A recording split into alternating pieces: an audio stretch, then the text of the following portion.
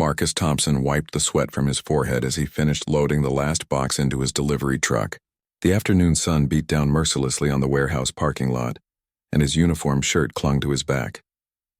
At 32 years old, Marcus had been working 2 jobs for the past 3 years, ever since his wife Sarah passed away from cancer, leaving him to raise their 8-year-old daughter Zoe alone. His day started at 5 in the morning with his first job at a local bakery, where he prepared fresh bread and pastries before the morning rush. By noon, he would race across town to begin his second shift as a delivery driver for a high-end catering company that served the wealthy neighborhoods on the outskirts of the city.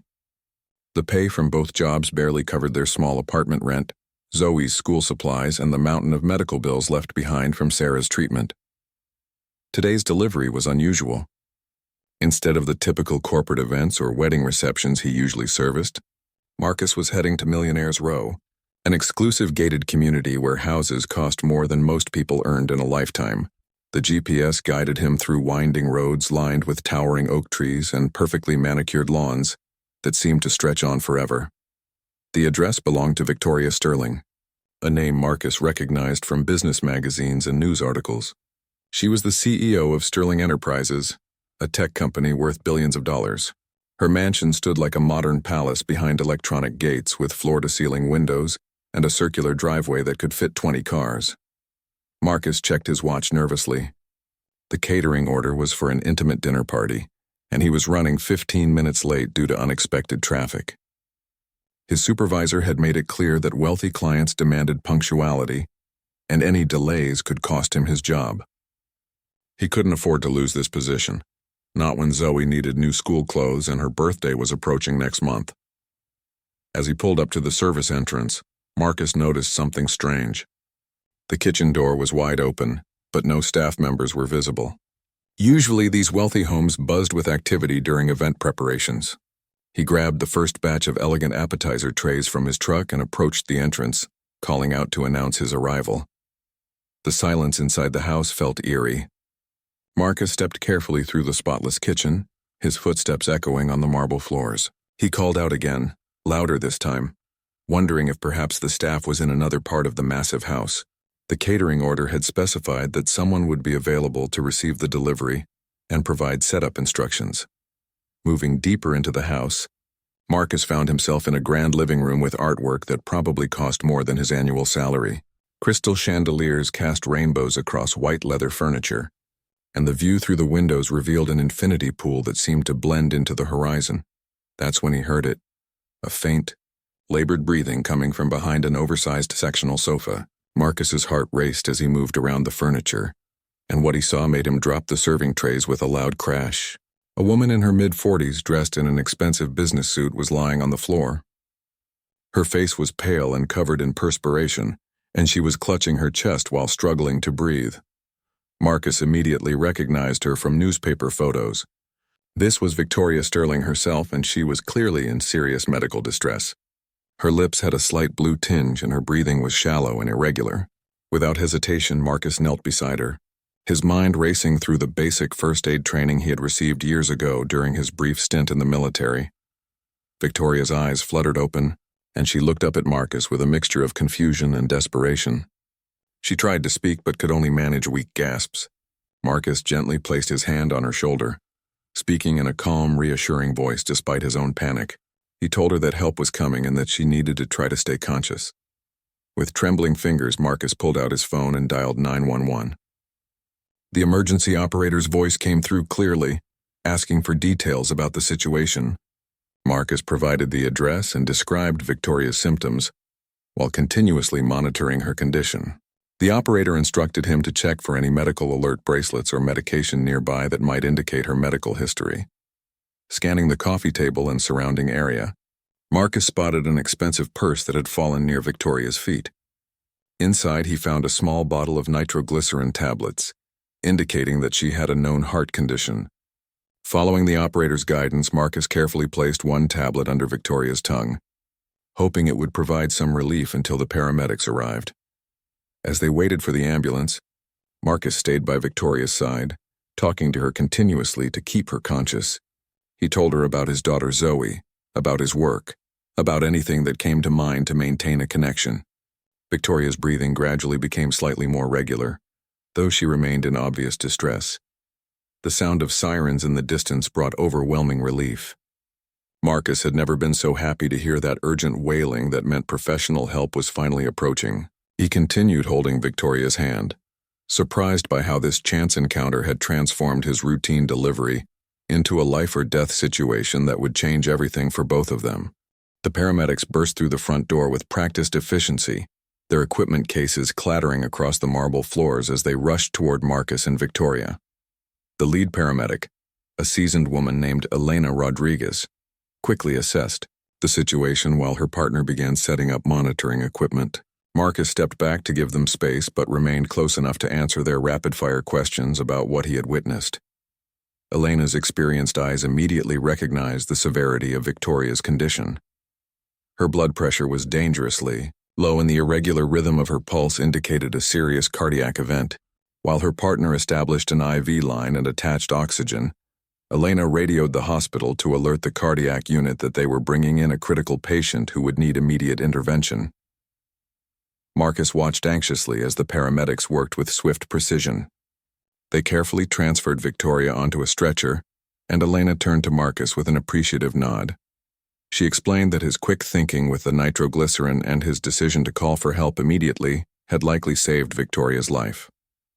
Many heart attack victims don't survive when they're alone, and the first few minutes are absolutely crucial for long-term recovery. As the ambulance prepared to leave, Marcus realized he was facing a dilemma. His delivery truck was still loaded, with expensive catering supplies that needed to be returned to the company, but something inside him felt wrong about simply driving away. Elena noticed his hesitation and suggested he follow them to the hospital, sensing that his presence might provide comfort to Victoria during what would undoubtedly be a frightening experience. Marcus quickly called his supervisor to explain the emergency situation. To his surprise, his boss was understanding and told him to take care of the catering supplies later. The company's insurance would handle any issues, and Marcus's heroic actions would likely generate positive publicity for their business.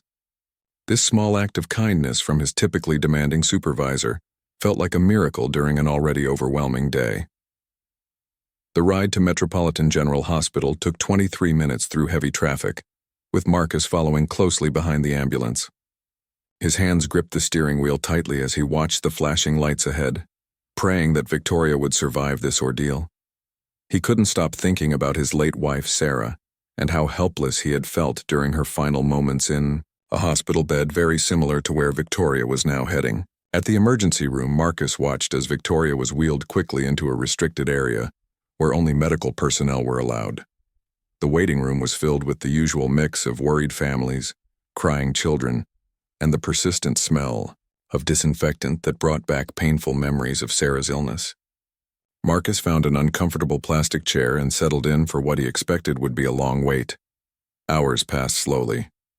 Marcus called his neighbor Mrs. Patterson, who often watched Zoe after school, to explain that he would be late picking up his daughter. Mrs. Patterson, a retired teacher who had become like a grandmother to Zoe, assured him that she would handle dinner and homework without any problems. Her kindness reminded Marcus how blessed he was to have such caring people in their lives, despite their financial struggles.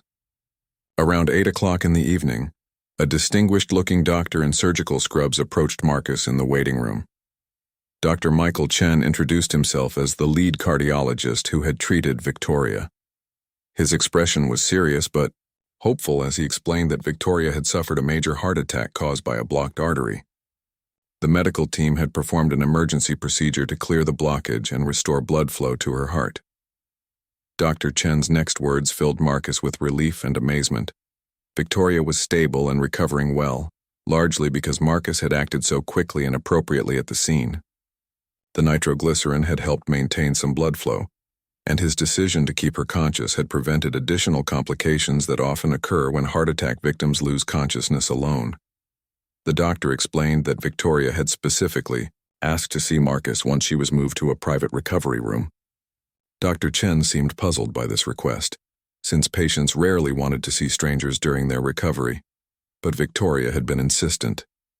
Marcus felt honored but also nervous about seeing her again, wondering what she might want to say after such a traumatic experience. When Marcus finally entered Victoria's private room, he was struck by how different she looked from the powerful businesswoman he had seen in magazine photos. Connected to various monitors and wearing a simple hospital gown, she appeared vulnerable and genuinely grateful. Her voice was weak but clear as she thanked Marcus for saving her life, explaining that she remembered everything that had happened despite her medical distress. Victoria's eyes filled with tears as she described how alone and terrified she had felt lying on her living room floor. She had been working from home that day, giving her household staff the day off for a family emergency. If Marcus hadn't arrived when he did, she realized she would have died alone in her massive, empty mansion. The irony wasn't lost on either of them that all her wealth and success couldn't have helped her in that critical moment. As they talked, Marcus learned that Victoria had been under tremendous stress lately due to a hostile takeover attempt of her company. She had been working 18-hour days, surviving on coffee and determination while neglecting her health completely.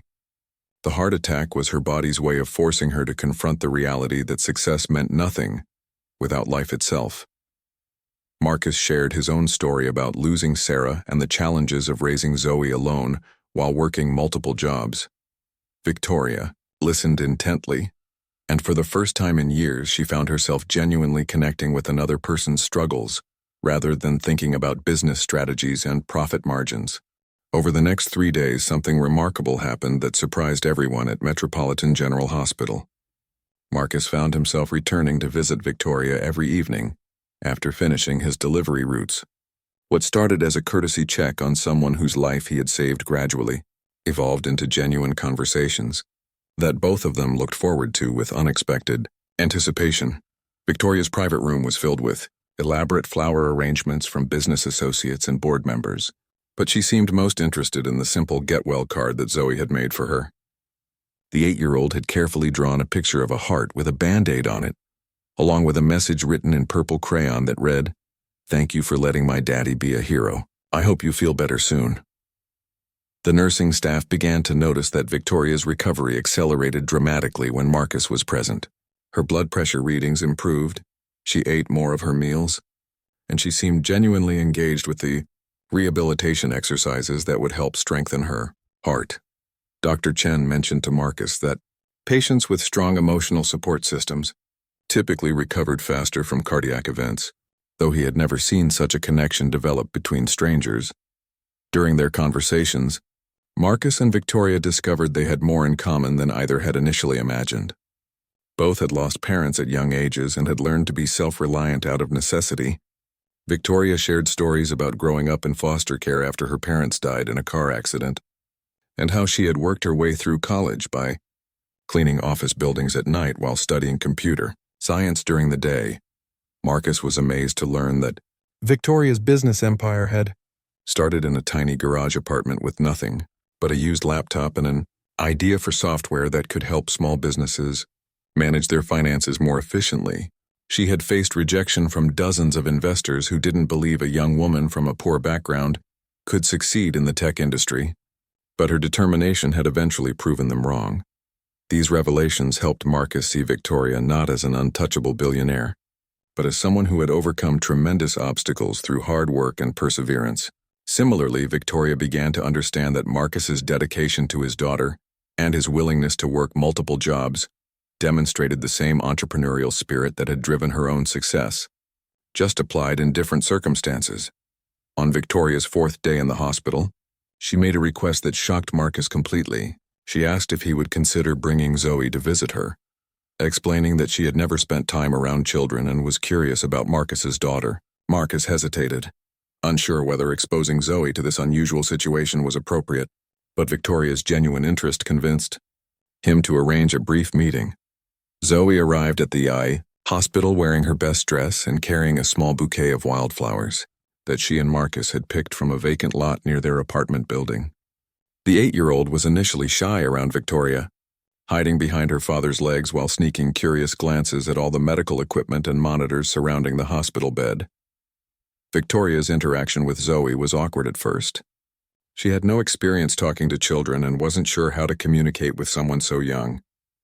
But Zoe's natural curiosity about Victoria's business soon broke the ice. The little girl wanted to know what it was like to be in charge of a big company, and whether Victoria had her own office with a big desk, like the ones she had seen in movies. As Victoria answered Zoe's innocent questions, something inside her began to shift. She found herself explaining her work in simple terms, talking about how her company helped people start their own businesses and create jobs for their communities. Zoe listened with wide-eyed fascination, occasionally asking follow-up questions that were surprisingly insightful for someone her age. When Zoe mentioned that she wanted to be a scientist when she grew up so she could invent medicine to help sick people, Victoria felt a surge of emotion that caught her completely off guard. This little girl's dreams and aspirations reminded Victoria of her own childhood. Ambitions before life became solely focused on profit, margins, and stock prices. Marcus watched this interaction with growing amazement. He had never seen his daughter so engaged with an adult outside of her teachers and Mrs. Patterson. Zoe seemed to sense something special about Victoria, treating her not like an intimidating business executive but like a friend who happened to be temporarily stuck in a hospital bed. Before leaving that evening, Victoria made an unexpected announcement. She told Marcus that once she was released from the hospital, she wanted to do something to thank him properly for saving her life. Marcus immediately protested, insisting that he had only done what anyone would do in that situation. But Victoria was adamant that his actions deserved recognition beyond simple gratitude. Victoria's personal assistant, Margaret, had been handling her business affairs from the hospital, and Victoria instructed her to research Marcus's background more thoroughly. What Margaret discovered reinforced Victoria's growing respect for the man who had saved her life. Marcus had an exemplary work record, glowing recommendations from both of his employers, and was well regarded in his community for volunteering at Zoe's school, despite his demanding work schedule. The investigation also revealed the extent of Marcus's financial struggles. The medical bills from Sarah's cancer treatment had created a debt burden that would take him decades to pay off with his current income. His modest apartment was in a neighborhood where Zoe's school was underfunded and lacked basic supplies that wealthier districts took for granted. As Victoria reviewed this information, she began formulating a plan that would change Marcus's life forever. But she also realized that her approach would need to be careful and respectful, because she was beginning to understand that Marcus's pride and dignity were just as important to him as financial security. Victoria's release from the hospital came with strict doctor's orders for rest and a complete lifestyle change. Dr. Chen had been blunt about her need to reduce stress, exercise regularly, and maintain a healthier work-life balance if she wanted to avoid another heart attack. For someone who had built her identity around being constantly busy and in control, these recommendations felt like an impossible challenge. 2 weeks after returning home, Victoria found herself sitting in her enormous mansion, feeling more isolated than ever before. The house that had once symbolized her success now felt like a beautiful prison. Her staff maintained the property perfectly, but the silence was deafening. She realized that during her years of building her business empire, she had never taken time to build meaningful personal relationships or create a real home environment. Marcus had continued to visit Victoria during her recovery, but always maintained appropriate boundaries. He would arrive after finishing his evening delivery route, usually staying for an hour or two before heading home to help Zoe with homework and prepare for the next day's work schedule. These visits had become the highlight of Victoria's day, providing genuine human connection that she hadn't experienced in years. During one of these visits, Victoria finally revealed the plan she had been developing. She offered Marcus a position as her personal assistant and security coordinator, a role that would utilize his military background and reliability, while providing a salary that was 10 times what he earned from his 2 current jobs combined. The position would also include full health insurance, educational support for Zoe, and housing in the guest cottage on Victoria's property. Marcus's initial reaction was stunned silence. The offer seemed too good to be true, and he worried about accepting what felt like charity disguised as employment. He explained to Victoria that while he was grateful beyond words, he needed to earn his way rather than simply receiving handouts. His pride and work ethic were fundamental to his character, and he couldn't compromise those values even for financial security. Victoria had anticipated this response and was prepared with details that addressed Marcus's concerns. The position was genuine and necessary, she explained. Recent threats from business competitors had made her realize she needed someone trustworthy to coordinate her security and manage her personal schedule. Marcus's background, reliability, and unquestionable integrity made him uniquely qualified for these responsibilities. She also revealed that the medical emergency had forced her to confront how isolated and vulnerable her lifestyle had become. Having Marcus and Zoe nearby would provide not just security, but also the kind of authentic human connection that money couldn't buy. In many ways, she needed them as much as they needed the financial stability she could provide. The guest cottage Victoria offered was a 2-bedroom home with its own kitchen, living area, and a small yard where Zoe could play safely. It was larger and nicer than any place Marcus and Zoe had ever lived, located in a neighborhood where Zoe could attend excellent schools and participate in activities that had previously been financially impossible. Marcus asked for time to consider the offer, and Victoria respected his need to make such a major decision carefully. She understood that accepting would mean leaving behind the independent life he had built for himself and Zoe, trading financial struggle for a different kind of uncertainty about their future. That evening, Marcus had a long conversation with Zoe about Victoria's proposal. His daughter's response surprised him with its maturity and insight. Zoe pointed out that Marcus had always taught her to help people when they needed it, and maybe Victoria needed their help just as much as they needed hers. The 8-year-old also mentioned that she liked Victoria and thought it would be nice to have a friend who could teach her about business and science. Marcus also sought advice from Mrs. Patterson, whose wisdom and perspective had guided him through many difficult decisions since Sarah's death. The elderly woman listened carefully to all the details before offering her opinion. She told Marcus that sometimes opportunities arrive disguised as coincidences, and that his chance encounter with Victoria might be fate's way of providing for his family's future. Mrs. Patterson also pointed out something that Marcus hadn't fully considered. By accepting Victoria's offer, he wouldn't just be improving his own family's situation. He would also be helping a lonely woman who had saved the world but forgotten how to save herself. Sometimes being someone's hero meant accepting their gratitude and allowing them to express it meaningfully. After 3 days of careful consideration, Marcus made his decision. He would accept Victoria's offer, but with specific conditions that would preserve his dignity and ensure the arrangement remained professional. He wanted a formal employment contract with clearly defined responsibilities, regular performance evaluations, and the understanding that either party could terminate the arrangement with appropriate notice.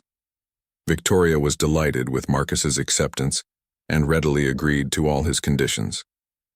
She had her legal team draft a comprehensive employment agreement that protected both parties while establishing the foundation for what she hoped would become a long-term professional relationship. The transition period was scheduled to take place over 6 weeks, allowing Marcus to give proper notice to his current employers and arrange for Zoe's transfer to her new school. Victoria used this time to have the guest cottage renovated according to Marcus's specifications, ensuring that it would truly feel like home for both him and Zoe. As moving day approached, Marcus felt a mixture of excitement and nervousness about this dramatic change in their lives. He was leaving behind the familiar struggle and independence he had known for years, stepping into a world of privilege and responsibility that felt both wonderful and intimidating. Zoe, however, was purely excited about the adventure ahead. She had already begun planning how she would decorate her new bedroom and thinking about all the questions she wanted to ask Victoria about running a business. Her enthusiasm helped ease Marcus's anxiety about whether they were making the right decision for their future. Moving day arrived with the efficiency that characterized everything in Victoria's world. Professional movers carefully transported Marcus and Zoe's modest belongings to the guest cottage, which had been transformed into a warm, welcoming home during the renovation period. Victoria had insisted on furnishing it completely, but she had consulted with Marcus on every decision to ensure the space reflected their family's preferences rather than her own expensive tastes. Zoe's reaction to seeing her new bedroom was pure joy. The room featured built-in bookshelves, a study desk positioned near a large window with views of Victoria's garden, and enough space for all the educational activities she loved. Victoria had also surprised her with a small telescope. Remembering Zoe's interest in science and her dream of making discoveries that could help people, Marcus's first official day as Victoria's personal assistant revealed the complexity of managing a billionaire's life. His responsibilities included coordinating security for Victoria's business meetings, managing her calendar to ensure she maintained the health-conscious schedule Dr. Chen had mandated, and serving as a liaison between Victoria and the various staff members who maintained her properties and business operations. The military discipline that had served Marcus well in his previous jobs proved invaluable in his new role. He approached each task with systematic thoroughness, quickly earning the respect of Victoria's existing staff and business associates. His background in logistics and attention to detail complemented Victoria's strategic thinking, creating an effective professional partnership. Victoria's daily routine had changed dramatically since her heart attack, and Marcus played a crucial role in helping her maintain these healthier habits. He ensured she took regular breaks during long work sessions, accompanied her on the daily walks that Dr. Chen had prescribed, and made sure she ate nutritious meals at appropriate times rather than surviving on coffee and determination. These shared activities created opportunities for deeper conversations about their respective backgrounds and perspectives on life. Marcus learned that Victoria's relentless work ethic stemmed from a deep fear of returning to the poverty and powerlessness she had experienced as a child in foster care. Success wasn't just about achievement for her. It was about never being vulnerable or dependent on others again. Victoria, meanwhile, gained insight into Marcus's approach to parenting and his philosophy about balancing ambition with family responsibilities. She watched him help Zoe with homework every evening, attend her school events despite his demanding schedule, and maintain traditions like their weekly movie nights that kept their bond strong despite all the changes in their lives. The transformation in Victoria's personality became apparent to everyone who knew her. Business associates noted that she seemed more relaxed during meetings, more willing to delegate responsibilities, and more interested in the human impact of her company's decisions, rather than focusing solely on profit margins. Her staff observed that she had begun asking about their families and personal lives, showing genuine interest in their well-being. Zoe's presence in Victoria's life brought an entirely new dimension to her daily experience. The little girl would visit Victoria's home office after school, doing homework at a small table while Victoria worked at her desk. These quiet afternoons became treasured time for both of them, with Zoe occasionally asking questions about business concepts that forced Victoria to explain complex ideas in simple terms. Victoria discovered that she enjoyed mentoring Zoe, sharing stories about overcoming obstacles and pursuing dreams despite challenges. In return, Zoe's natural curiosity and optimism reminded Victoria of the excitement she had once felt about innovation and discovery before business success became routine. The arrangement also provided Marcus with opportunities for professional growth that he had never imagined possible. Victoria began including him in strategic planning meetings, valuing his practical perspective and ability to identify potential problems that others might overlook. His insights about logistics and operations proved valuable in several business decisions, earning him recognition as more than just an assistant. 3 months into their new arrangement, Victoria made an announcement that surprised everyone. She was establishing a charitable foundation focused on supporting single parents who were working multiple jobs to support their families. The foundation would provide scholarships, job training, and emergency financial assistance to help people achieve stability and pursue their goals. Marcus realized that his own story had inspired this initiative, and he felt honored to be asked to help develop the foundation's programs. His firsthand experience with the challenges facing working single parents made him uniquely qualified to design assistance programs that would truly make a difference in people's lives. The foundation's first scholarship recipient was a single mother named Maria Santos, who was working 3 part-time jobs while studying nursing at night. Victoria and Marcus personally delivered the scholarship check, and Victoria found herself deeply moved by Maria's gratitude and determination. This direct connection to the foundation's impact became one of the most fulfilling aspects of Victoria's new life. As the seasons changed, the professional relationship between Marcus and Victoria began to evolve into something that resembled a genuine friendship. They had learned to trust each other completely, and their different backgrounds and perspectives created a dynamic that benefited both of them personally and professionally. Zoe had also formed a special bond with Victoria, often referring to her as Aunt Victoria, despite no family relationship.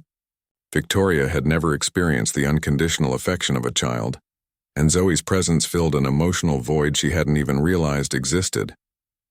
The little girl's hugs and hand-drawn pictures had become as precious to Victoria as any business achievement.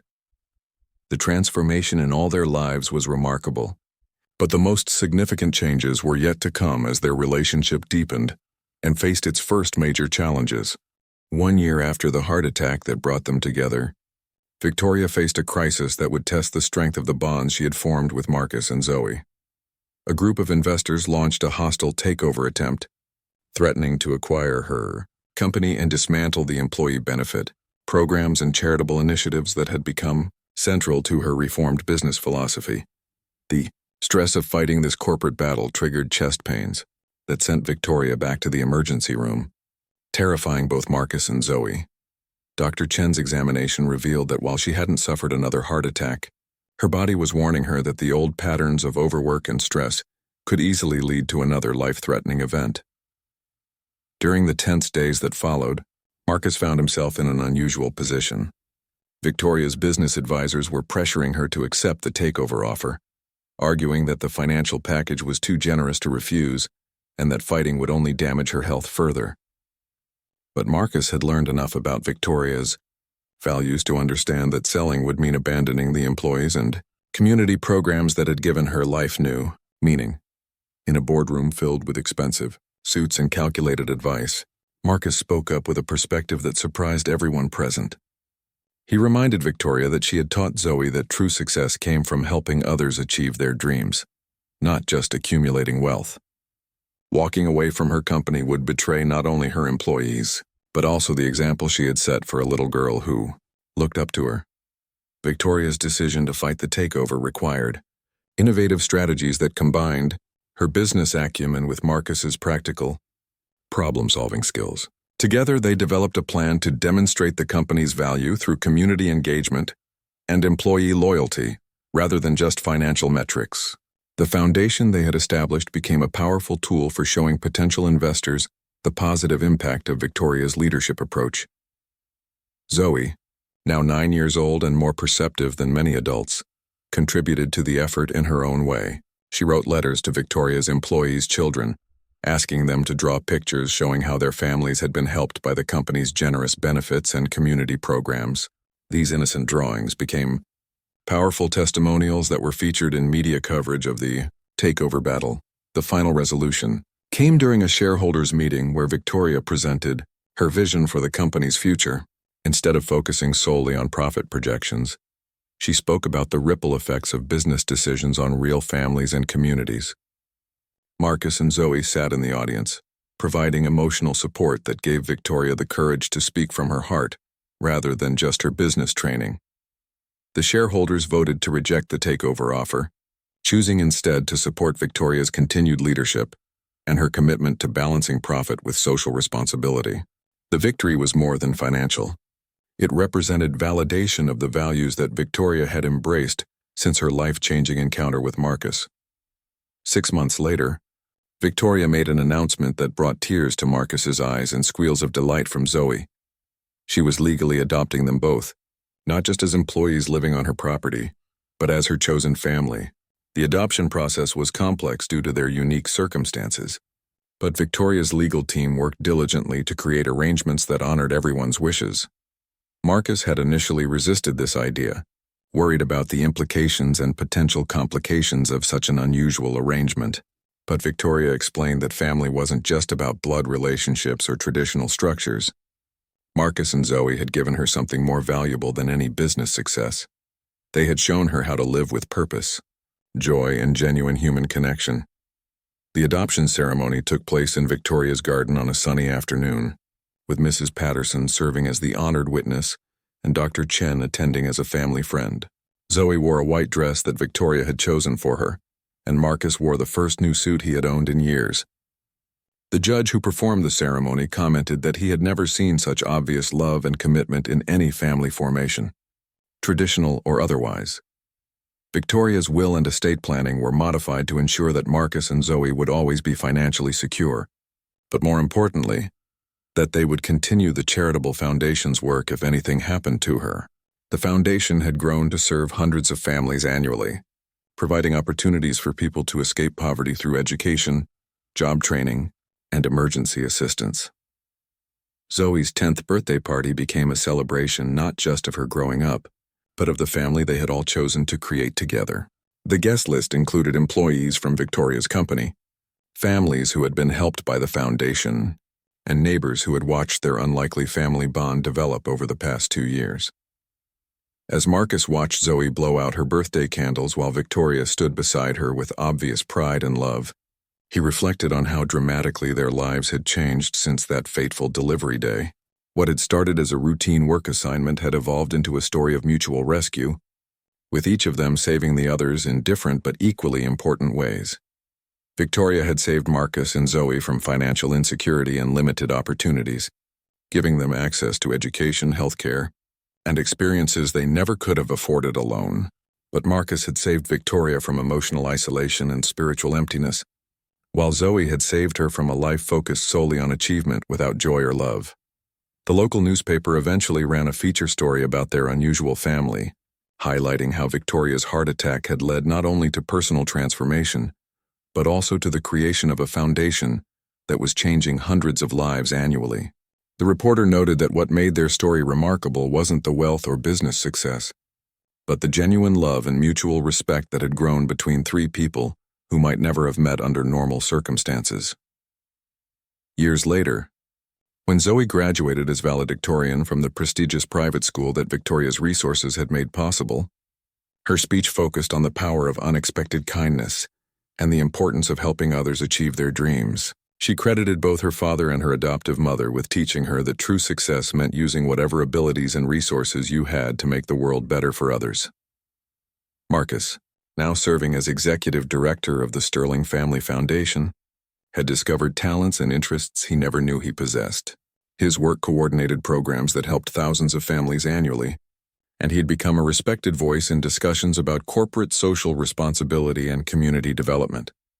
Victoria, approaching her 50th birthday, often reflected on how close she had come to dying alone and unloved in her mansion. The heart attack that had seemed like a catastrophe had actually been the beginning of the most meaningful chapter of her life. She had learned that the greatest success came not from accumulating wealth, but from sharing it in ways that created opportunities for others to thrive. Their story had become legendary in their community, inspiring other wealthy individuals to reconsider their own priorities and look for ways to create positive change beyond their business achievements. But for Marcus, Victoria, and Zoe, the most important part of their story was simply the daily reality of loving and supporting each other as a family chosen by choice rather than chance.